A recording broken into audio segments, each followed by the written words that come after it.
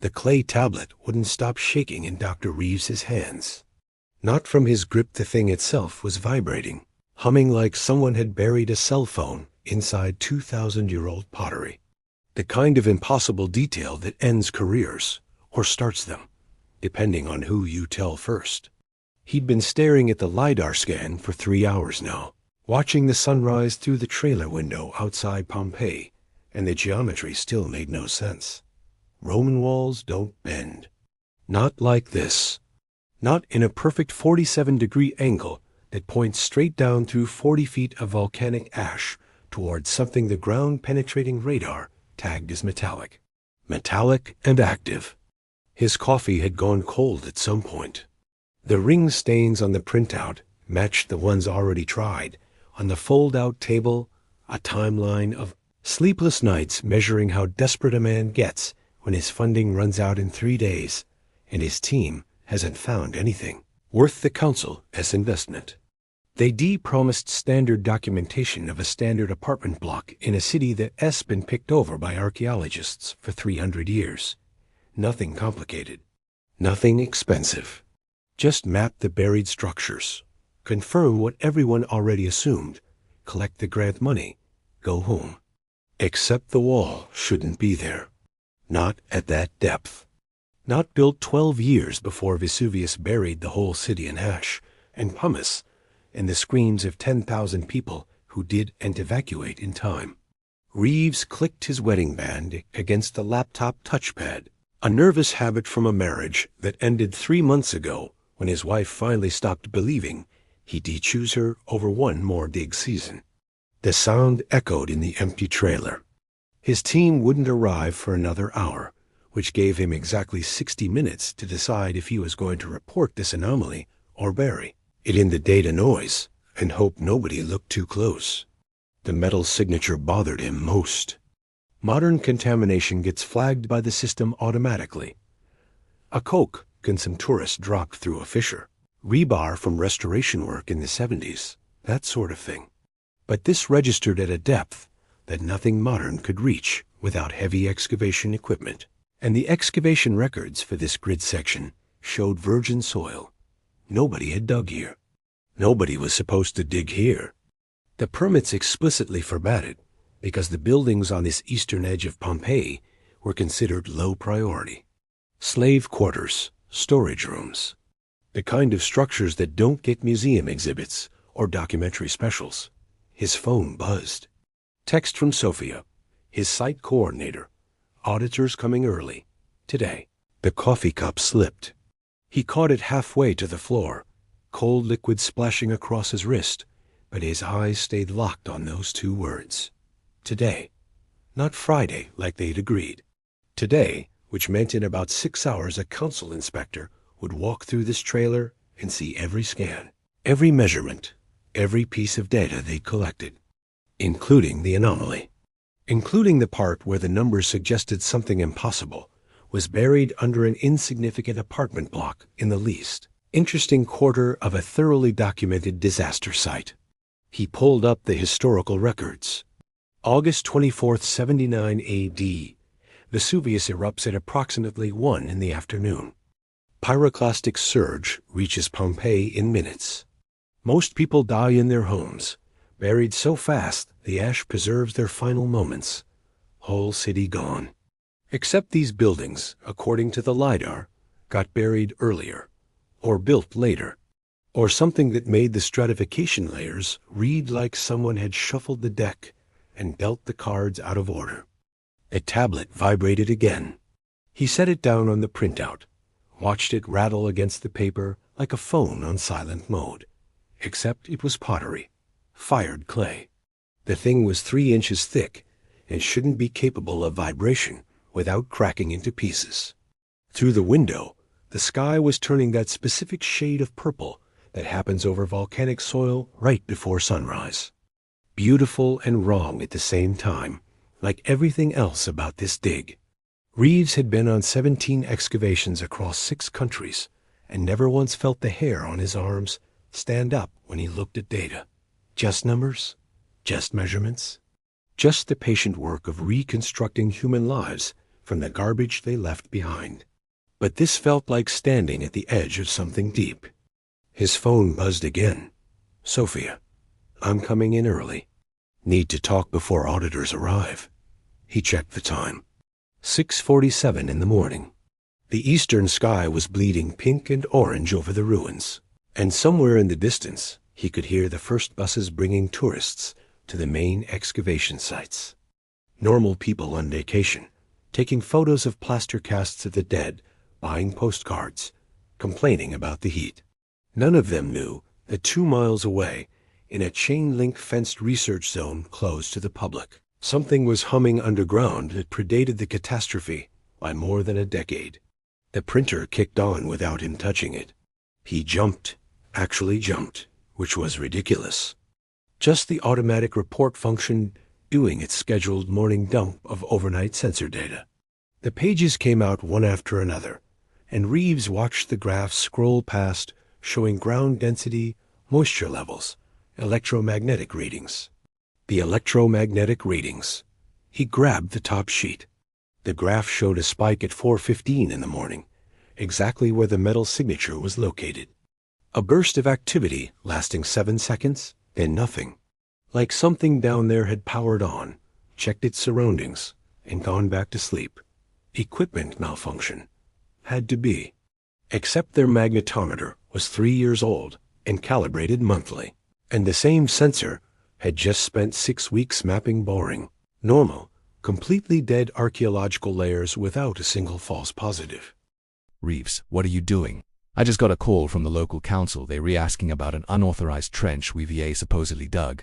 And look, there's a heavy truck pulling up." "Wait, is that Dr. Helena Keene, the auditor?" "She looks furious. We need to handle this now. Just grab the paperwork and follow my lead. Don't worry, I have a permit. It might be a little creatively edited, but it'll get her off our backs for now. Let's go meet her at the dig site. Down here, Doctor, watch your step. As you can see, everything is perfectly in order. We're just excavating a small section based on our ground-penetrating radar scans. We found something impossible. Look, a Roman wall, buried under layers of volcanic ash. But the windows, they're made of glass, perfectly clear, modern-looking glass. And what's that humming sound coming from my pocket?" Imagine this. You're an archaeologist, carefully digging through the ash-preserved ruins of Pompeii. You're expecting to find pottery, maybe some ancient tools. But what you unearth is something impossible: a calculator. It's not just any calculator. It's modern, digital, and somehow it still has power. You turn it on, and the screen flickers to life, displaying a date. August 20th, 79. That's just 4 days before Mount Vesuvius erupted and buried the city. Your heart pounds. But that's not all. Below the date, a set of coordinates flashes on the screen. Coordinates that don't point to any known location on the surface. They point deep underground, beneath the ancient city itself. What hidden source were they trying to find? Was this a message from the past, or something else entirely? What do you think lies beneath Pompeii? Let me know in the comments. And don't forget to subscribe for more strange discoveries. Investigation. His career was imploding in real time, and the worst part was he'd seen it coming. Had known the second he told Sophia not to report the anomaly that he was choosing the mystery over his professional survival. The same choice he'd made with his marriage. The same pattern playing out again. Pick the dig. Pick the unknown. Pick anything except the safe option that keeps the people around him from getting hurt. Sophia followed Keene toward the truck. She glanced back once, and Reeves saw the question in her face. "Are you going to let her shut this down?" He waited until they were both out of sight. Then he grabbed his headlamp from the equipment bag and dropped back into the trench. The smart thing would have been to walk away. Take the suspension. Cooperate with the investigation. Maybe salvage some version of his reputation and get cleared for fieldwork again in a few years. But smart wasn't an option anymore. Not when the calculator screen was still showing those coordinates. Not when something deep underground was humming at a frequency that made his teeth ache. He followed the wall deeper. The excavation went further than it looked from above, angling down past the official ash layers into strata that predated the eruption by decades. Someone had dug this tunnel recently. Within the last few days. The tool marks were fresh, the displaced soil still loose. But his team hadn't done it. He'd been watching the site monitors constantly, would have seen any unauthorized entry. Unless someone had access he didn't know about. Unless this went deeper than a rogue excavation. The tunnel opened into a chamber. Not a room. A chamber. Precise 90-degree corners. Ceiling height exactly 7 feet. Walls lined with bronze tubes sealed with wax and clay, each one marked with Roman numerals and Latin text. The kind of archive storage that wealthy families used for important documents. Except these weren't in a villa. They were buried under a slave quarter, hidden where nobody would think to look. Reeves pulled one tube free. The seal cracked easily, like it had been designed to be opened. Inside was papyrus. Preserved perfectly. He unrolled it with shaking hands. A map. Detailed street layout of Pompeii. Every building marked. Every exit labeled. Red lines showing evacuation routes leading north and west, away from the mountain. Written in the corner, in ink that hadn't faded, alia occasion. Other chance. Another opportunity. Dated August 20th, 79 AD. The same date on the calculator. 4 days before 10,000 people died because they didn't evacuate in time. 4 days that would have been enough for anyone with this map to get out. To save their family. To survive. He pulled down another tube. Another map. Same routes. Different handwriting. Third tube. Fourth. Each one showing the same information, like someone had been preparing copies to distribute. Planning a mass evacuation based on foreknowledge that shouldn't have existed. The fifth tube was different. Heavier. He broke the seal and pulled out papers that made his academic training short-circuit completely. Modern Italian text. Printed on papyrus using techniques that wouldn't exist for 2,000 years. Computer font. Clean margins. A document that read like a mission report. La macchina non può salvare tutti. Abbiamo scelto I bambini. The machine cannot save everyone. We chose the children. Reeves read it 3 times. His Italian was functional enough to understand the words but not enough to understand what they meant. What machine? What children? Chose them for what? His headlamp flickered. Once. Twice. Then steadied but dimmer than before. Something was drawing power in the chamber. He could feel it now, that electromagnetic hum building in the walls like a generator spinning up. The same frequency that had registered on the overnight sensors at 4:15 in the morning. He pressed his palm against the wall. The stone was warm. Vibrating slightly. And carved into the surface, almost invisible unless you knew to look, were more words in Latin. Veritas quidem civitates sapelient. Some truths bury civilizations. The temperature in the chamber dropped 10 degrees in as many seconds. His breath condensed in the beam of his headlamp. Frost formed on the bronze tubes, spreading in geometric patterns that looked almost deliberate. Intentional. Like the room itself was reacting to his presence.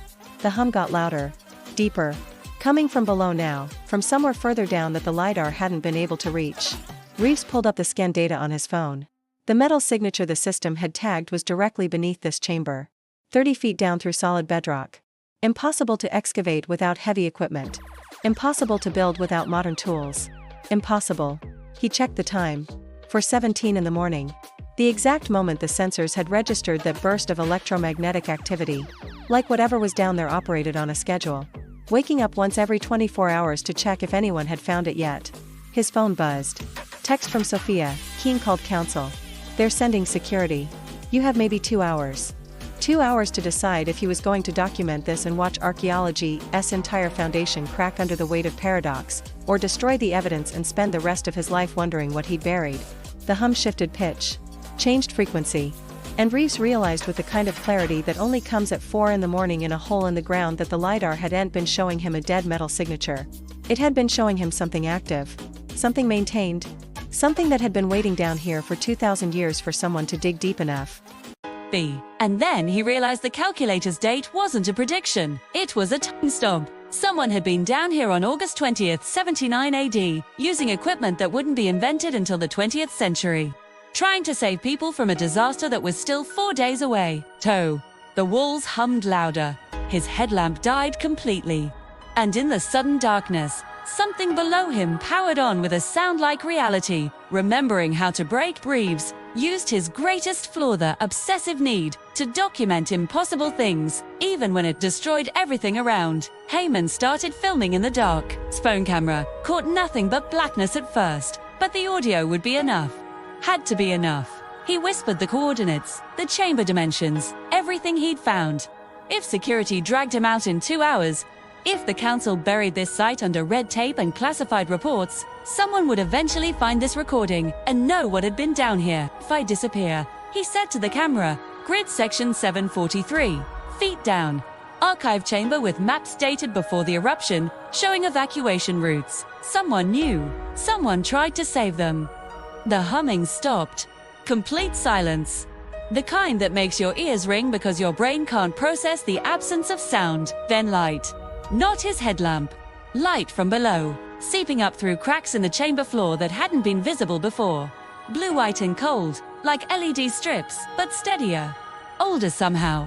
He dropped to his knees and ran his fingers along the floor. The cracks formed a pattern. A square roughly 6 feet on each side, perfectly cut into the bedrock. Not natural. Not Roman construction either. This was precision work. Modern machinery. Or something that produced the same result through means he couldn't identify.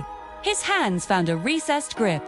He pulled, the stone section lifted easier than it should have, counterweighted somehow, revealing a shaft going straight down with metal rungs built into the wall. The light was coming from the bottom. 30 feet down according to the LIDAR, 30 feet to whatever had been running on battery power or some other energy source for 2,000 years. Above him, voices Sophia calling his name. Security must have arrived early. Keen would have them seal the entrance, document everything, and this chamber would become evidence in a criminal investigation instead of the archaeological discovery that rewrote human history. He started climbing down. Didn't think about it, just moved. The metal rungs were warm under his hands, vibrating slightly with that electromagnetic frequency. Tease. His phone stayed in his pocket, still recording, documenting each step through audio and motion sensors, even if the camera could uncapture anything in the narrow shaft. The descent took less than a minute. The shaft opened into a room that made the archive chamber above look like a practice sketch. This was the real thing. Perfect environmental seal. Walls made of something that wasn't stone or concrete, but felt like both. Smooth and slightly warm, with that faint vibration running through everything. And the light. No visible source. The walls themselves glowed with that blue-white luminescence. Center of the room stood a device. No other word for it. Not a machine in the industrial sense, not technology in any recognizable form. Just a crystalline structure about the size of a refrigerator. Geometric and impossibly complex surfaces covered in patterns that hurt to look at directly. Mathematical, the kind of precision that nature does unproduce, and humans could unmanufacture with any tools Reeves knew about. Slowly, he approached slowly. His reflection fractured across hundreds of crystal faces, each one showing a slightly different version of himself at a slightly different angle. The device was clearly old, weathering on the base, microscopic pitting on some surfaces. But it was running, active, a faint pulse of light moving through the crystal structure in waves, like a heartbeat made visible. His hand moved toward it before his brain registered the decision. The moment his fingers touched the surface, the room changed. Not physically, the walls stayed where they were. But suddenly there were images projected in the air around him. No screens, no projectors, just light-forming shapes that resolved into something his mind could process. A timeline. Horizontal axis showing dates, August 24th, 79 AD, marked in red. But the red had been crossed out in places, replaced with blue. 347 blue marks, each one representing a change, a correction, an intervention. Above the timeline, symbols he didn't recognize gradually shifted into Latin, then Italian, then English, like the device was scanning him and adapting. The translation was rough, but clear enough. Protocol witness, status, active. Below that, a list, mission objectives. 2 marked complete, 1 pending. He pulled out his phone and filmed the projection. The audio recording caught his breathing, too fast and shallow, and his voice when he finally managed to speak. This is real. This is actually happening. Something has been changing the timeline. Saving people. 347 interventions on the day Vesuvius erupted. Footsteps on the metal rungs above. Sophia's voice echoing down the shaft. Reeves, what did you find? He didn't answer. Couldn't because a figure had emerged from the shadows at the far end of the room. An elderly woman, maybe 70, dressed in clothing that didn't match any era.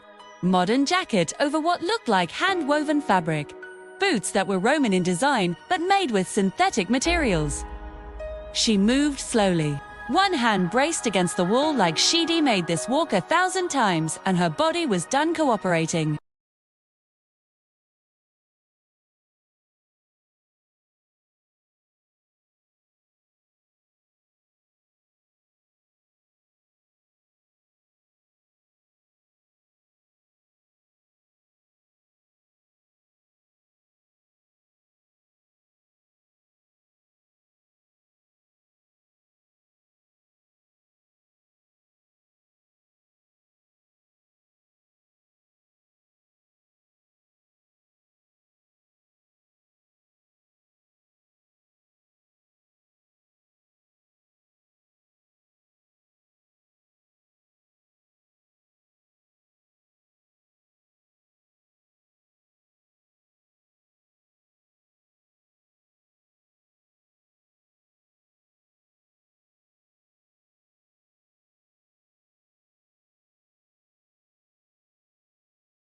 Except, he was standing in a museum in Naples, watching people walk past an exhibition that used his research.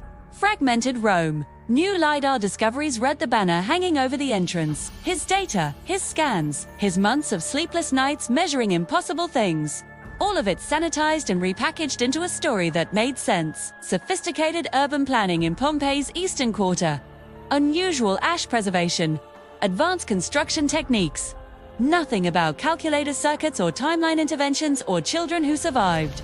Because someone changed their fate for days before the mountain exploded. The clay tablet sat in a display case marked Modern Contamination Artifact, right there in glass for anyone to see, vibrating at a frequency nobody else seemed to notice. The placard explained it as an illustration of site integrity challenges. A teaching moment about how contemporary objects sometimes infiltrate ancient layers through ground fissures and animal burrows. The museum had even added it to their educational program. School groups got lectures about the importance of proper archaeological methodology, using his impossible tablet as the cautionary example. He stood there wearing a wedding ring that caught the museum lights differently than the old one had. Titanium instead of gold. His wife had agreed to try again 3 months ago, after he'd shown up at her door with a story about needing to change his life. Hadn't told her the truth. Couldn't the custodian role meant disappearing from your old existence while staying visible enough to move through the world? New identity. New documentation. Same face but different history. You. With Dr. David Chen now, visiting scholar from Berkeley. Legitimate credentials that would hold up to background checks because the device had resources he still did fully understand. Sophia appeared next to him without warning. She had that look she got when she'd been reviewing data and found something that did unfit. I knew you'd come. Official record says I'm dead. Official record says a lot of things. She glanced around, making sure no tourists were close enough to overhear. I've been tracking seismic activity around Vesuvius. There's a pattern. Micro tremors every 6 months. Always centered on grid section 7. It's always at 4:17 in the morning. Something's still active down there. You should stop looking. I have footage. Reeves, or Chen, or whoever you are now. I have video of walls closing and a device that showed a timeline with blue marks where people should have died. You think I can just ignore that? I think you're smart enough to know some discoveries don't get published. She pulled out her phone, showed him a news article from 1944, Allied bombing of Naples. Casualty reports that listed 347 children killed in the raids. Except there was a correction published 2 days later. Survivors found in the ruins. 347 children who'd somehow made it through the bombing in shelters nobody remembered building. The same number as the blue marks on the device's timeline. It's not just Pompeii, Sophia said quietly. Whatever that device does, it's been doing it for a long time. Every major disaster, there's a small statistical anomaly. Children who survive when they shouldn't, always children, always the ones who won't change history. I pulled the data going back to centuries. The pattern is consistent. Reeves said nothing. The museum crowd flowed around them. People taking selfies with the Roman artifacts and complaining about the temperature control. Normal people, with normal concerns, unaware they were standing 30 feet above a mechanism that bent causality to save kids who had been forgotten. The council approved expanded excavation, Sophia said. They want the entire eastern quarter mapped. Full LIDAR survey with ground-penetrating radar. They're going to find the chamber. Let them. It'll be empty. He'd watch the old woman, the third custodian, do it during his training. The device could relocate itself, move through bedrock like it wasn't there. Leave no trace except the geometric patterns in foundation walls that looked like construction errors to anyone who did know what they meant. Where'd you go? Sophia asked. After the walls closed. Schools. The footage shows you making a choice. Then nothing. Somewhere I could learn what needed learning. That's not an answer. It's the only one I can give. She studied him the way she used to study excavation layers, looking for the truth buried under surface details. You're going to do it again, aren't you? When Vesuvius erupts, you're going to save the children everyone else forgets. He didn't confirm or deny. Just looked at the exhibition. At his research turned into museum displays and educational programming. The clay tablet kept vibrating in its case. A few tourists noticed and assumed it was some kind of interactive element. They pressed their hands against the glass, trying to trigger whatever mechanism made it move. Sophia leaned closer, voice dropping to barely a whisper. "I need to know if I did the right thing." Showing the footage to the council, telling them about the chamber. "They think you died down there because I let you go deeper alone. I need to know if you're actually trying to save people or if I helped cover up something worse." You did the right thing. He meant it. She'd given him the time he needed to make the choice. Documented everything so the truth existed somewhere, even if it couldn't be published. Protected the discovery while letting him disappear. Those blue marks on the timeline, real kids, real lives. Someone has to maintain the system, and you're that someone now. Fourth custodian. There'll be a fifth eventually. The device always finds witnesses. The museum intercom announced closing time in 30 minutes. The crowd started thinning, people moving toward the exit. Reeves stayed where he was, looking at the tablet that shouldn't exist and the LIDAR scans that showed geometry nobody else understood. Sophia touched his arm. Brief contact. Acknowledgement between colleagues who stood at the edge of something impossible, and both made choices they have to live with. When it happens, when the mountain wakes, you find me. I'll help however I can. You have a career, a life. Don't throw it away for this. You already threw yours away. Someone should document what you're doing. For the record, for the kids you save, who'll never know they were saved. She left before he could argue. Smart move. He would have tried to talk her out of it. And she would ignored him the same way she ignored every warning he'd given her over the years about getting too invested in impossible questions. The museum lights dimmed.